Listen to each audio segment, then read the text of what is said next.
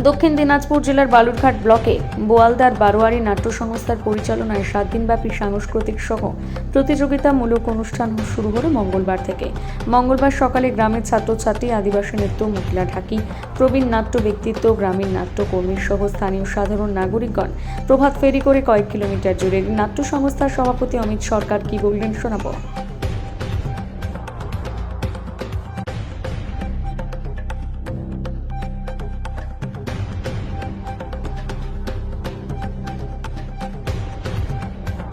আমাদের নাট্য সংস্থার জন্ম হচ্ছে 1942 সাল, আর আজকে হচ্ছে 2025। নাট্য সংস্থার বয়স 84 বছর। এই 84 বছর ধরে নাট্য সংস্থা নাটক, যাত্রা, নানা ধরনের সারা বছর সাংস্কৃতিক কর্মকাণ্ড করে চলেছে।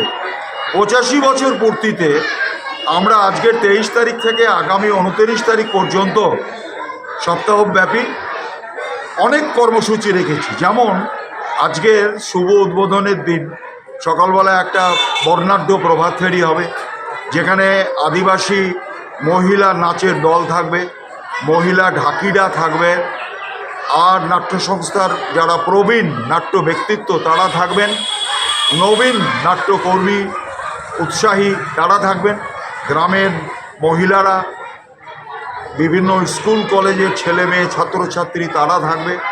এই সবটা মিলে এইভাবে আজকের অনুষ্ঠানের একটা শুভ সূচনা হবে গ্রাম পরিক্রমার ভেতর দিয়ে।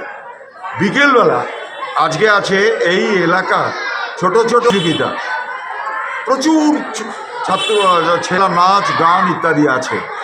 আগামীকালকে আছে কিছু দরিদ্র মানুষের মধ্যে বিকেলবেলা একটু নাচ গানের অনুষ্ঠান আছে।